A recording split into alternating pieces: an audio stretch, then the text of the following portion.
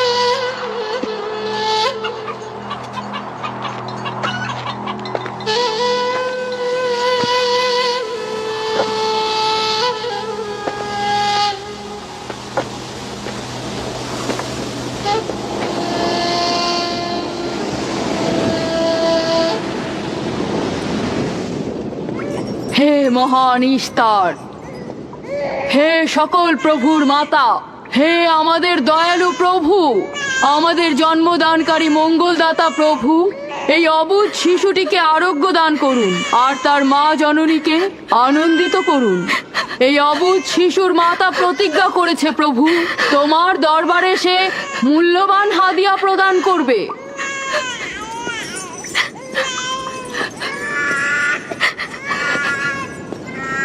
আমি মহান ইস্তারের কাছে প্রার্থনা করেছি যেন তিনি তোমার সন্তানকে জীবিত রাখেন। তুমি এখন তোমার সন্তানকে নিয়ে যেতে পারো।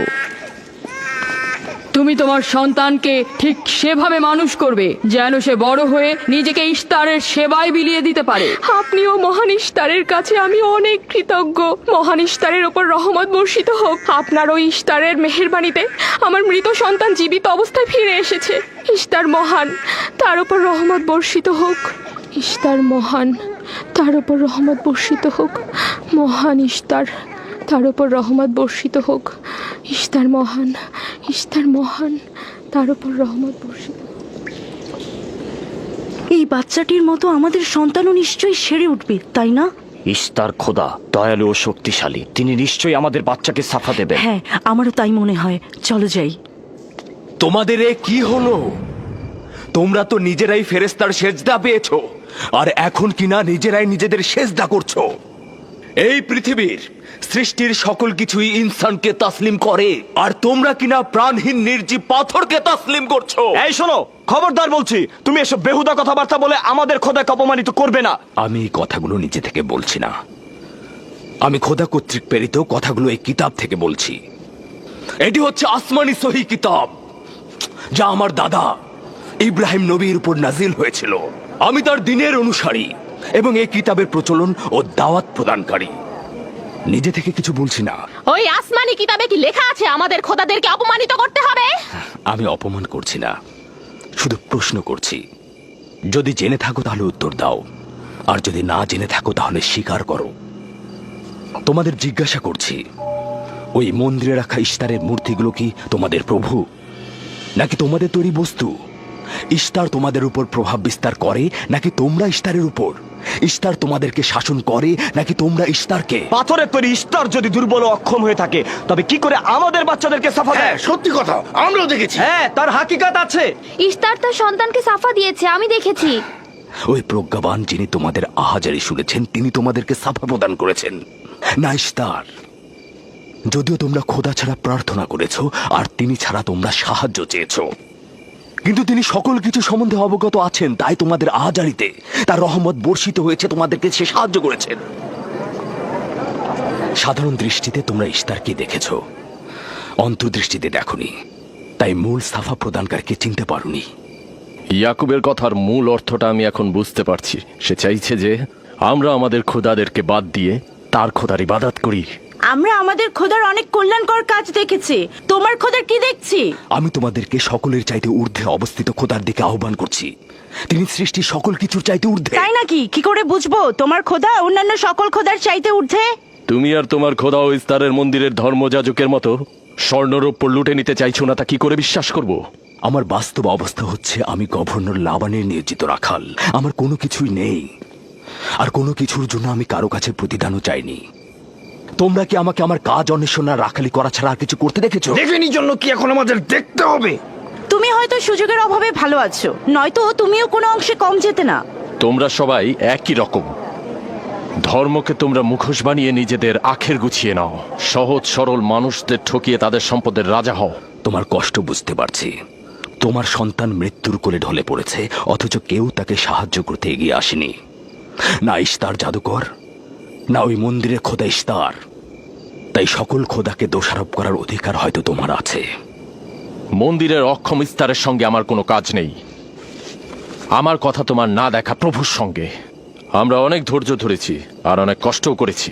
এখন আর কোনো নতুন খোদাদের ধৈর্য ধরার মতো অবস্থা আমাদের নেই। আমাদের ধর্মযাজক আসছে, ফারাজ তার কথার শাস্তি পাবে। পালাও ফারিস, তুমি পালাও। ওইদিকে পালিয়েছে। ওইদিকে যাও, ওকে বন্দি করে নিয়ে এসো। দেখো যেন পালিয়ে না যায়। ওকে ছেড়ে দিন, যে ওকে করে মাফ হোক ওকে ধরে দিন, নিয়ে ফিরবে। ওকে ছেড়ে দিন, ওকে মাফ করে দিন।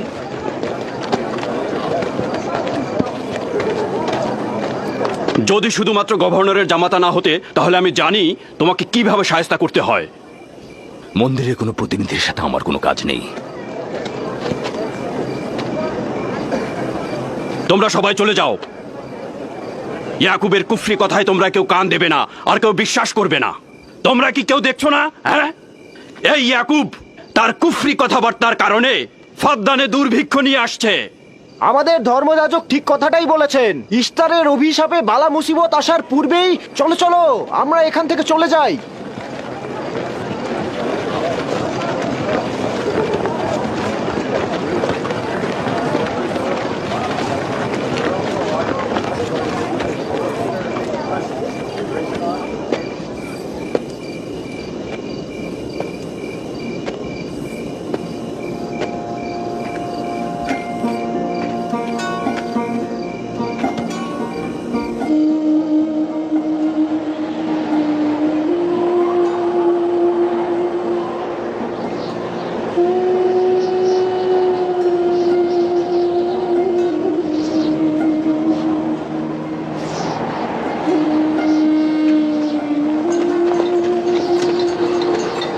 যদি খুব শীঘ্রই বৃষ্টিপাত না হয়, তাহলে ফাদ্দানবাসীর সকল ফসল নষ্ট হয়ে যাবে।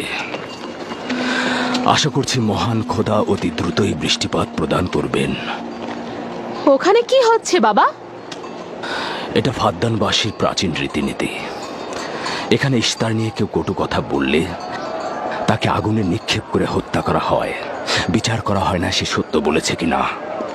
ছেড়ে দাও, ছেড়ে দাও আমাকে বলছি, ছেড়ে দাও আমাকে, ছাড়ো বলছি। হে মহান ছেড়ে দাও। ধর্মগুরু, ওকে মাফ করে দাও, আমাদের উপর রহম করো। আমাকে ছাড়ো, ছাড়ো।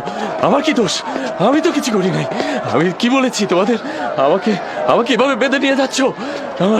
আমাকে ছাড়ো। শোনো, তুমি এখানে ভেড়ার পালগুলো দেখে রাখো, আমি একটু আসছি। ছাড়ো, ছাড়ো, ছাড়ো আমাকে। এই, ছেড়ে দাও, ছেড়ে দাও, ছেড়ে দাও। এই, তোমরা তোমরা নির্মমতা করছো। তোমরা আমার উপর নির্মমতা করছো। আমাদের রহম করো। ছেড়ে দাও, ছেড়ে দাও। এই, আমার কি দোষ? আমার কি দোষ? আমাকে ছাড়ো, ছেড়ে দাও। এই, তোমরা আমার উপর অবিচার করছো। ওই যে দেখো, ইয়াকুব কি রাখাল, করছো?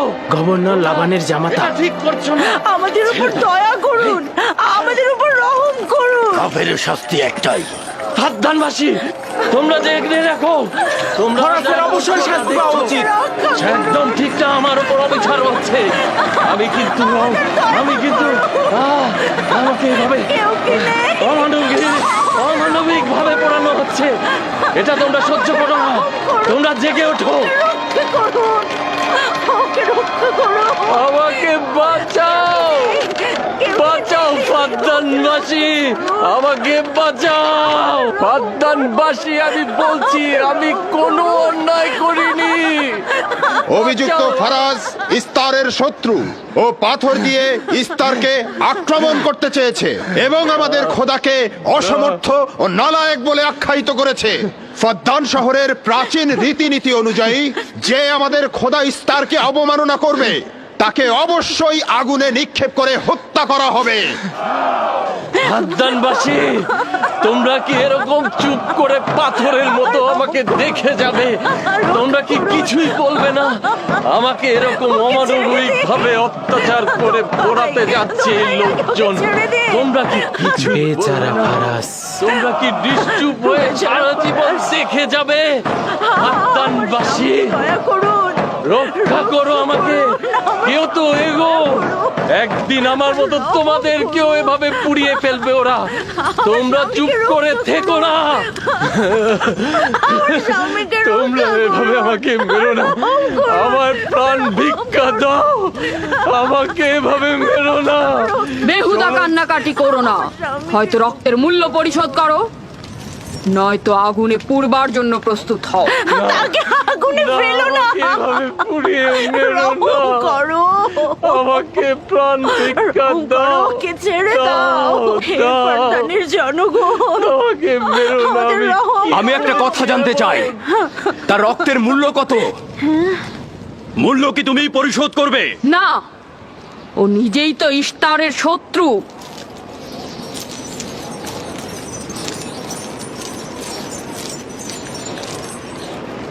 তুমি নিজেই তো ইস্তারের শত্রু। প্রথমে তোমার নিজের রক্তের মূল্য পরিশোধ করো। তাহলে আমাকে বন্দি করছো না কেন? বন্দি করো। অগ্নিপিণ্ডের মধ্যে নিক্ষিপ্ত হওয়া তো আমাদের বংশের প্রাচীন ঐতিহ্য। আমার দাদা ইব্রাহিম, উনিও তো একবার নমরুদের আদেশে অগ্নিপিণ্ডের মধ্যে নিক্ষিপ্ত হয়েছিলেন। এখন পর্যন্ত তুমি যে গ্রেপ্তার হওনি তার কারণ তুমি হচ্ছ গভর্নরের ভাগিনা। তার অর্থ দাঁড়াচ্ছে এই যে আমার মামা গভর্নর লাবান ইস্তারে খোদাকে অবমাননা করতে পারে কোনো শাস্তি ছাড়াই।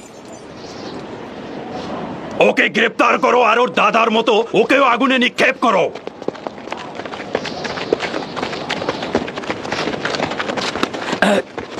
ছেড়ে দাও, আমার প্রশ্নের উত্তর দাও। ছেড়ে দাও আমাকে। এই, এখানে কি হচ্ছে এসব?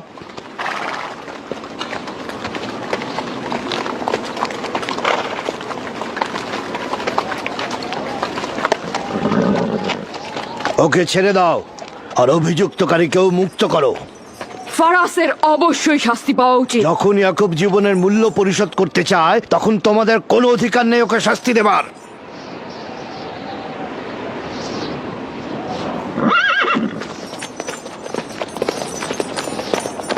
তাকে মুক্ত করে দিন।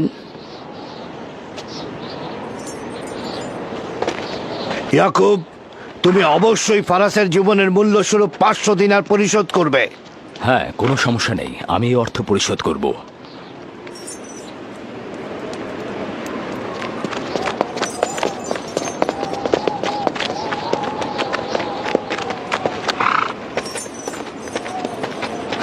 খোদা তাআলা আমার দয়ালু মামাকে হেফাজত করুক।